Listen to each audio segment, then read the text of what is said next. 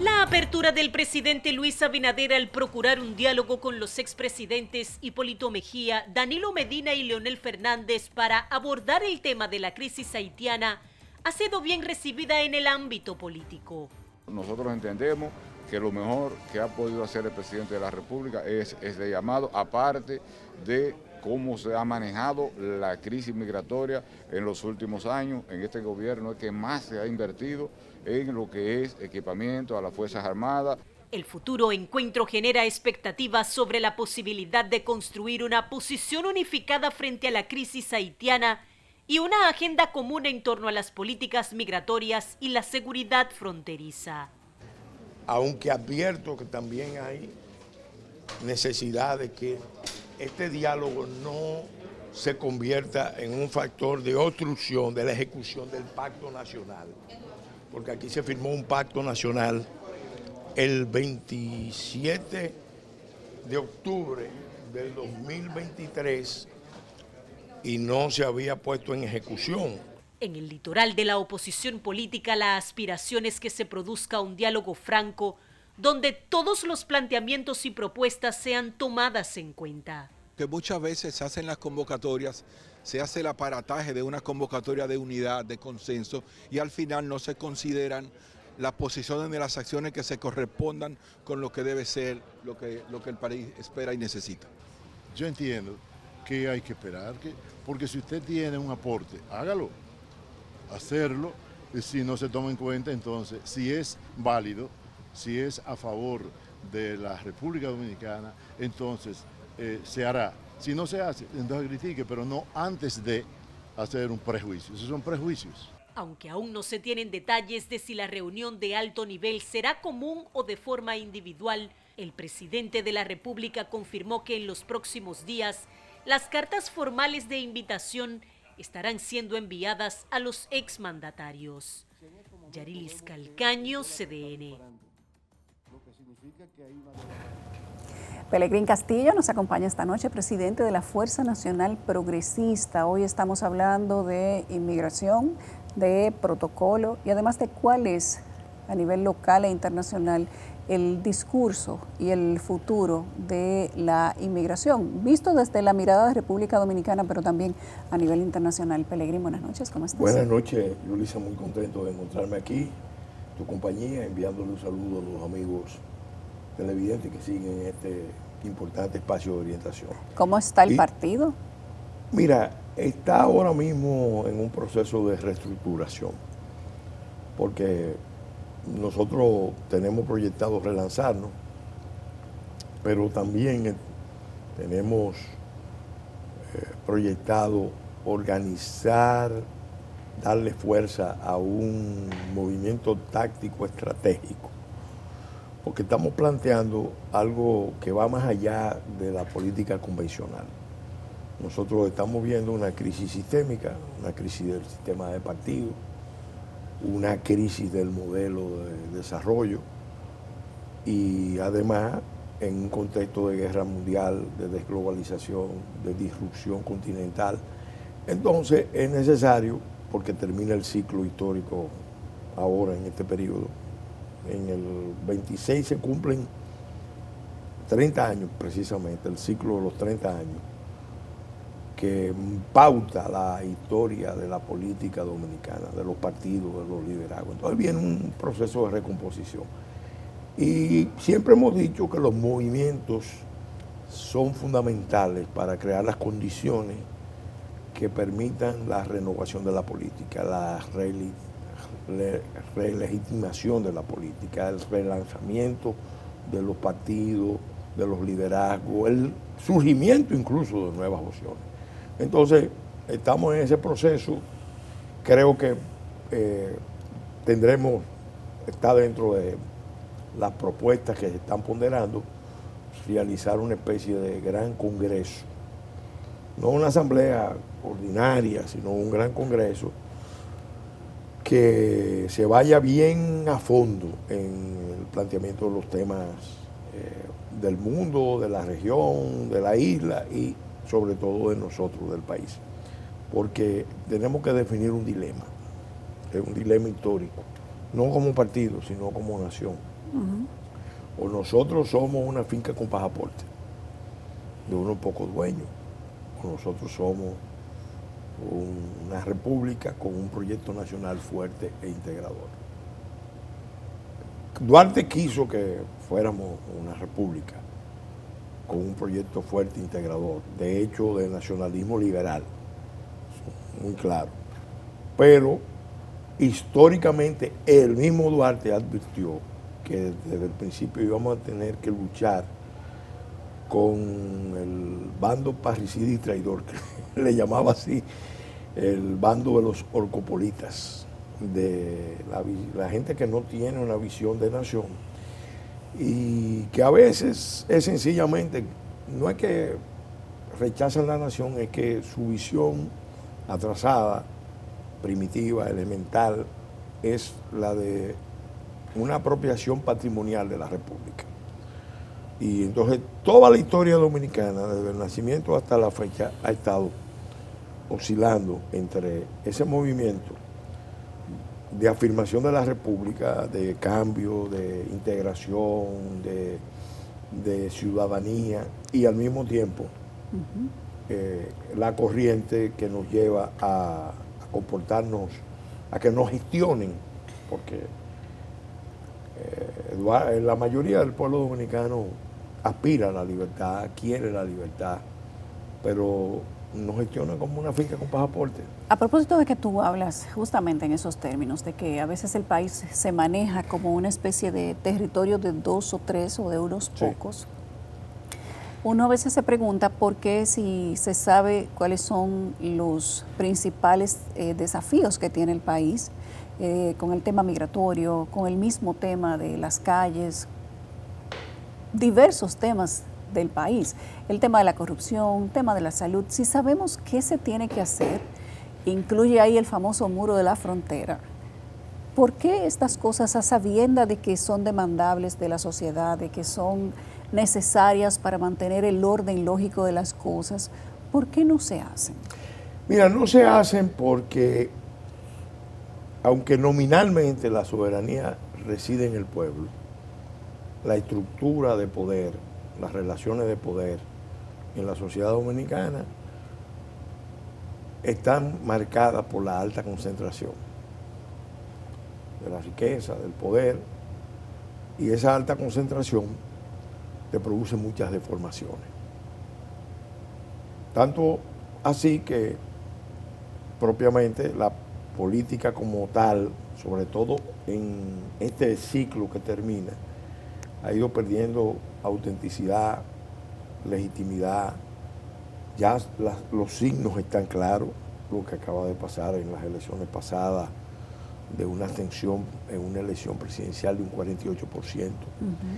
Entonces, obviamente, hay unas contradicciones que resolver. Nosotros, evidentemente, comparado con otros países de la región, acusamos unos índices, unas tendencias que se pueden celebrar, pero tampoco podemos creernos mucho que somos un milagro, somos un país que tiene... no lo podemos creer, pero hay que hacer cosas importantes. Tenemos el potencial tenemos la de intención. ser un país resiliente y, más que resiliente, una nación antifrágil, que es un concepto que elaboró Nassim Nicolás Taleb para referirse precisamente a las situaciones o a las personas o a los grupos, a las naciones que se fortalecen en entornos adversos. Entonces nosotros tenemos ahora mismo un entorno adverso y deberíamos fortalecernos, convertirnos en una nación antifrágil. ¿Qué tú opinas sobre, justamente a propósito de eso, primero que somos una nación o que debemos ser antifrágil, y lo otro de cómo somos vistos hacia afuera y cuáles son los intereses que conviven frente a las cosas que hay que hacer en República Dominicana? ¿Qué opinas de la instalación de la Embajada de Rusia en República Dominicana, de la venida del canciller de ruso a República Dominicana y de la presencia que ahora tiene el Estado chino, va a tener el Estado ruso conviviendo con nuestro, digamos que máximo benefactor, entre comillas, que es Estados Unidos. Bueno, mientras Rusia y Estados Unidos tengan buenas relaciones, está todo bien. Eso a nosotros no nos puede preocupar mucho. Pero si las relaciones entre ellos se complican, se deterioran, se vuelven difíciles, entonces tendremos problemas. Mira, un país chiquito. A mí me gusta, tengo fascinación por la geopolítica. Yo sé que a ti también te gusta. Hay que estudiarla porque es lo que te va a dar, vamos a decir, la visión comprensiva de por qué pasan muchas cosas. Aquí por lo general hacemos política mirándonos el ombligo, como decía mi buen amigo Federico Enrique Grateró, nos miramos el ombligo y no vemos lo que pasa a nuestro alrededor, ni en nuestro entorno inmediato, ni en nuestro entorno o entornos remotos. Y todo lo que pase en este mundo, por lejos que parezca, tiene posibilidades de afectar. Entonces hay que estar preparado, preparar el país, porque tenemos una ubicación geopolítica especialmente expuesta, que nos da por un lado ventaja, pero por otro lado nos pone en situación de riesgo, nos expone. Y tenemos que tomar conciencia de eso. Compartimos la isla con un Estado fallido, cosa que nadie discute, que al mismo tiempo ha sido descartado, que eso es lo más grave. Un Estado descartado. Descartado. Y que, sin embargo, a pesar de eso, es una nación emblemática. En un tiempo donde hay una política fuertemente impregnada por la búsqueda de las identidades. Las políticas modernas son muy identitarias y entonces Haití representa mucho para muchos grupos en el mundo, en Estados Unidos particularmente eso no debe ocupar mucho, porque desde ahí es que vienen las mayores presiones sobre República Dominicana, buscando la solución dominicana al problema haitiano. Porque ellos saben, está descalabrado, está difícil de levantar, costoso de levantar. Entonces, y hay intereses muy grandes. Estamos hablando de un Estado que su operación principal es el narcotráfico. ¿Cómo tú resuelves eso? Ese es otro tema que no es menos importante. Toda la región está impactada por la expansión del crimen organizado transnacional. Desde México, Centroamérica, Colombia, Venezuela, parte de Sudamérica. Entonces, en las pequeñas islas hay una cadena de lavandería que se ha ido corrigiendo el tema, pero no deja de ser una realidad de que hay muchos centros de lavado internacionales de ilícitos. Y entonces nosotros estamos aquí enfrentando esta realidad. ¿Qué necesitamos? Bueno, fortaleza interna. Eso lo da primero un liderazgo, y no me refiero a una persona, me refiero a las clases dirigentes, a las élites, políticas, empresariales, sociales, religiosas, militares, sindicales, incluso populares, artísticas. Una conciencia de que si tenemos un proyecto nacional fuerte, podemos resistir, pasar todas las pruebas, fortalecernos y ayudar a los demás. Pero si tenemos un proyecto nacional débil, que no integra a la mayoría de la población, sino que la expulsa a la informalidad o la expulsa al exterior o la somete a un esquema como el que tenemos, que es medularmente clientelar, populista, patrimonialista, el Estado se debilita y los estados débiles en contextos de grandes presiones externas pueden sucumbir. Por eso yo últimamente he estado usando el símil de que tenemos que cuidar de que no se derrumbe el techo de la República. Que esa desgracia dolorosísima que vimos ahí en Jet Set debe decirnos algo, porque el techo de la República se puede derrumbar. Está agrietado, voy más lejos, está agrietado. Los cimientos mismos de la República están agrietados.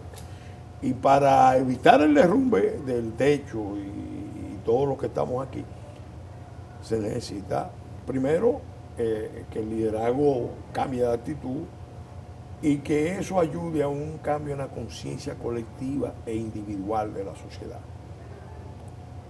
Eso es fundamental porque no se trata de cambiar personas, es cambiar toda una mentalidad. Nosotros lo hemos hecho, en ocasiones muy difíciles, hemos hecho esfuerzos realmente impresionantes. La restauración de la República, por ejemplo, fue un proceso imponente de un pueblo que en forma bastante aislada logró afirmarse frente a España. Lo hemos hecho, hemos luchado frente a Estados Unidos en varias ocasiones. Obviamente es difícil ganar esa pelea. Está complicado. Pero ahora mismo, como hay una coyuntura mundial donde el nacionalismo está cuestionando y derrotando al imperialismo globalista, se abre una oportunidad. Y entonces a nosotros se nos está abriendo.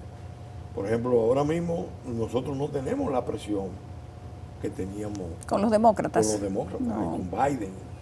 Si Kamala hubiera ganado... No, si Trump pudiera, él viene y nos ayuda, pero bueno, no puede. Ojalá en las negociaciones de los aranceles... Si tú vas y le preguntas a Trump, ¿usted está de acuerdo con que en República Dominicana se hagan las deportaciones masivas? ¿Qué tú crees que diría? Va a decir que sí, pero el muro, por ejemplo, yo creo que es en 5 años algo que lo podemos negociar con él. ¿No se ha podido avanzar un poco más en 5 años? Pelegrín, ¿o tú crees que la presión de ser gobierno demócrata los anteriores 4 hizo su trabajo? Sí, presionó mucho, se movieron muchas fuerzas internas y externas. ¿Pero eso habla bien de nuestra soberanía y de nuestra independencia como Estado o no? Mira, pronóstico reservado, porque se avanzó, pero en realidad ya debería estar terminándose ese muro. Y de hecho yo le propuse al presidente Abinader, nosotros como partido, y lo hemos propuesto en las reuniones que se han dado de los que participamos en el Pacto Nacional, yo he propuesto que lo que resta de muro se haga con un procedimiento más expedito, más fácil. ¿Por qué es tan lento? Yo creo que han usado una técnica equivocada para hacer ese muro. Yo creo que ese muro se pudo haber hecho usando prefabricado. Ese muro se pudo haber hecho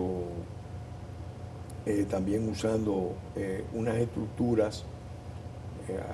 Yo vi lo que hizo Polonia con Bielorrusia en cuestión de meses. Y era básicamente estructuras metálicas con líneas de alambres trinchera y sin sistema de sensores, cámaras cada cierto tiempo que funcionaban. Pero aún así, eso no va a resolver el problema de fondo. Yo al presidente Abinader, a los presidentes, a los 4 presidentes que ahora están por si se reúnen, si no se reúnen. Un cónclave presidencial. Bueno. Ojalá que lo hagan. Ojalá lo hagan y den un buen ejemplo, porque no me gustaría que se haga una reunión de presidentes y que sea para ralentizar la ejecución del Pacto Nacional. Ojalá sea para eficientizar, para darle forma, pero de que se puede construir en forma expedita, sí, sobre todo si se involucra al elemento popular. Si se involucra el pueblo, eso... Pelegrín, ¿qué tú opinas de manera breve de este nuevo cambio que ha hecho el gobierno para darle, digamos que sintonizar con el pedimento de la gente de que cesara la atención máxima que había en los hospitales para ciudadanos haitianos sin documentos? Mira, Esto se venía discutiendo hace meses en diferentes instancias, y de hecho yo fui convocado a participar en algunas reuniones. Tiene un efecto disuasivo. Si se maneja bien, va a contribuir a reducir la asistencia. Pero eso es, yo creo que por un momento, porque el problema de fondo subsiste. ¿Cuál es el problema de fondo? Que hay unas estructuras de tráfico con ropaje humanitario que en muy poco tiempo van a maniobrar para darle a todas esas mujeres esos papeles. Claro. Y la respuesta de los oficiales de migración que van a estar en los hospitales no va a ser capaz de determinar qué tan válidos son esos documentos. Entonces, ¿qué nosotros hemos sugerido? Por suerte parece que ya se va a poner énfasis en el tema de la persecución judicial. El Ministerio Público parece que va a poner énfasis en el tema. Bueno, ahí hay un campo enorme de acción. Eso se puede perseguir. De hecho, nosotros sometimos al Congreso un proyecto de ley que penaliza el corretaje con bienes públicos que son gratuitos. Hay esas ONGs que están nacionales, internacionales, con apoyo de algunas instancias internacionales que están cobrando por un servicio que ellos no prestan directamente, lo presta el Estado. En términos prácticos, eso se traduce en una especie de falco de fondo público, porque al final el presupuesto nacional queda mermado, apenas alcanza para los dominicanos más humildes cuando tú le pones la carga de las parturientas haitianas, de los pacientes haitianos, ya el problema se complica. Entonces, yo creo que hay que atacar esas estructuras y eso se puede hacer y va a ayudar de manera más decisiva. Pero al final todo vuelve al origen. Si no resolvemos el problema estratégico, el problema de origen geopolítico, que es el Estado fallido, que es zona de desastre ecológico, eso nadie lo discute, que es zona de desastre sanitario, eso nadie lo discute, que es narcoestado, eso nadie lo discute. Bueno, si no se resuelve eso, esa crisis siempre va a estar gravitando sobre el Estado dominicano. Y no importa que nosotros avancemos. Por ejemplo, el presidente planteó que se va a orden el tema de los alquileres. Muy bien. Pero ahora se está dando algo que hay que prestarle atención.